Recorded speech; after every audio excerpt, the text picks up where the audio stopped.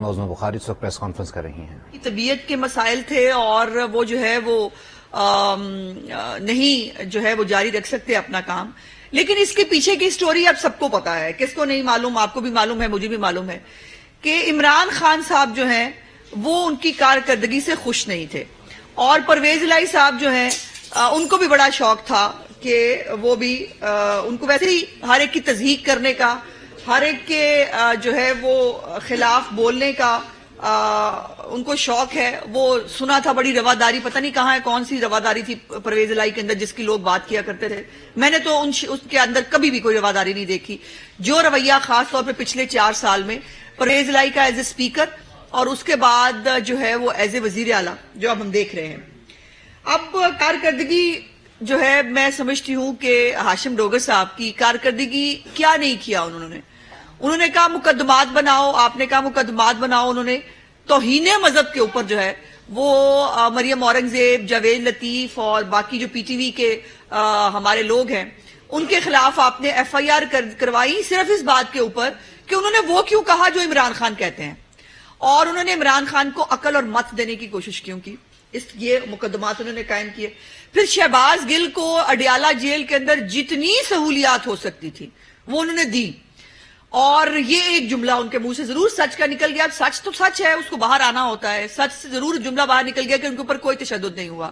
جو ایک تماشا اور ڈرامہ کریٹ کیا ہوا تھا عمران خان نے شہباز گل کے حوالے سے, اس کے اوپر انہوں نے ایک جملہ بول دیا کہ ان کے اوپر کوئی تشدد نہیں ہوا. پھر سب سے جو زیادہ ان کی اچھی کارکردگی تھی وہ نہار منہ صبح صبح دھمکیاں دیا کرتے تھے بیٹھ کے ہمیں, اور ہمارا دن بہت اچھا گزرتا تھا. جب ہمیں دھمکی دیتے تھے ہم ہنسی آتی تھی, ہم خوش ہوتے تھے. ایک ایک لگا ہوا تھا, رونق میلہ لگا ہوا تھا. وہ نہار منہ دھمکیوں کا بھی جو ہے وہ اس کا بھی آپ نے کرائٹیریا بنایا, آپ نے کارکردگی کی رپورٹ کے اندر اس کو شامل نہیں کیا اور ان کو کل جو ہے وہ استعفیٰ دینا پڑا. اور مزے کی بات یہ ہے کہ اب ہم سن رہے ہیں کہ وزیر داخلہ جو سینئر وزیر ہے المعروف قبضہ مافیا گروپ جو لاہور کا ہے ان کو بنایا جا رہا ہے.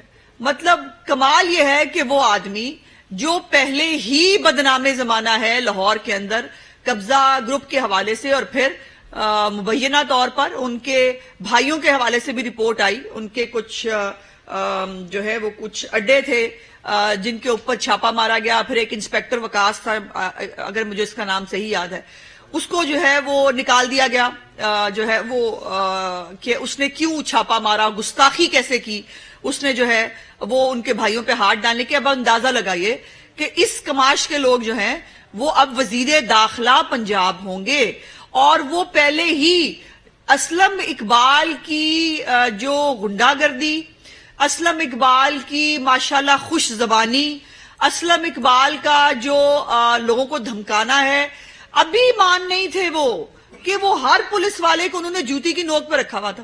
ہر ایک تھانے کے اندر جا کر وہ لوگوں کو دھمکیاں دیتے تھے. اور سی سی پی گھر کا بچہ ہے, وہ آپ نے دیکھا تو ہے کہ سی سی پی او جو ہے جو وفاق کا ملازم ہے اس کو جو ہے وہ کو رپورٹ کرنے کے لیے کہا, لیکن ان کو پرویز الہی صاحب نے گود لے لیا. پرویز الہی صاحب کو آپ کو معلوم ہے کہ لوگوں کو گود لینے کی عادت ہے.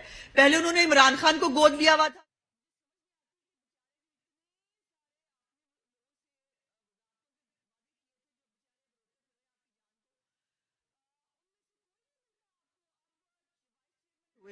جو ہے وہ ان کی گود میں بیٹھے ہیں. اور پھر مزے کی بات یہ ہے کہ پورے پنجاب کے اندر مجھے سمجھ نہیں آتی کہ بچارے جو اتنے سارے آپ نے لوگوں سے وزارتوں کے وعدے کیے تھے, جو اب بچارے اب روتے پھر رہے ہیں آپ کی جان کو, ان میں سے کوئی نہیں ملتا آپ کو. اب vice chairman L D A کا کون ہوگا؟ اسلم اقبال. سینئر وزیر کون ہے؟ اسلم اقبال. وزیر داخلہ کون ہونے ترجمان والا؟ مسلم لیگ نون پنجاب عظمی بخاری اس وقت پریس کانفرنس کر رہی تھی جس کا کچھ حصہ آپ نے ملاحظہ کیا.